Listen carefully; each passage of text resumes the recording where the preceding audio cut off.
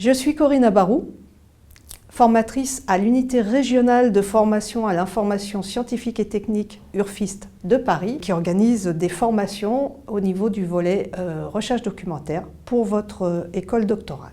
Dans le catalogue de cette année se trouve une formation intitulée « Panorama des logiciels et des services gratuits utiles à l'élaboration d'une thèse » qui se déroule sur 2 jours consécutifs. J'ai conçu en fait cette formation comme une boîte à outils dans laquelle vous allez pouvoir piocher des éléments qui vont vous permettre de rationaliser votre recherche documentaire et tout votre travail préparatoire lors de l'élaboration de longs documents et notamment donc de la thèse. Il s'agit donc d'aller à la découverte d'outils qui vont vous aider au cours des différentes étapes de l'élaboration de ce genre de documents.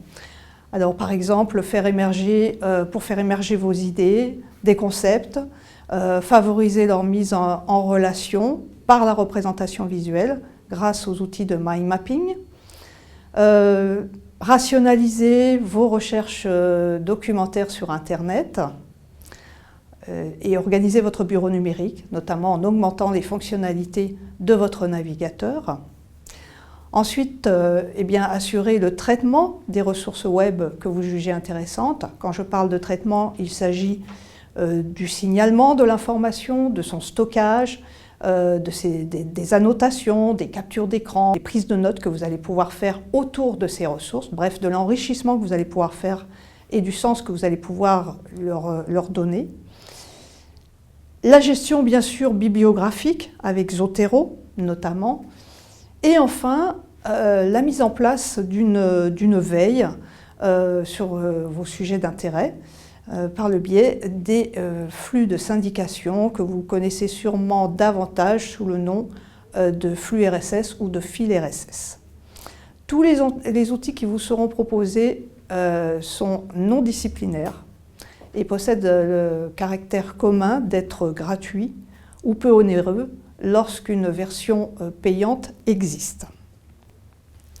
Il s'agit d'une formation qui s'adresse à tous les doctorants, quelle que soit votre discipline, en particulier si vous êtes en première ou deuxième année, puisqu'elle va vous donner des éléments de réflexion pour mettre en place des bonnes pratiques numériques qui vont donc vous donner des atouts supplémentaires au cours de votre travail préparatoire.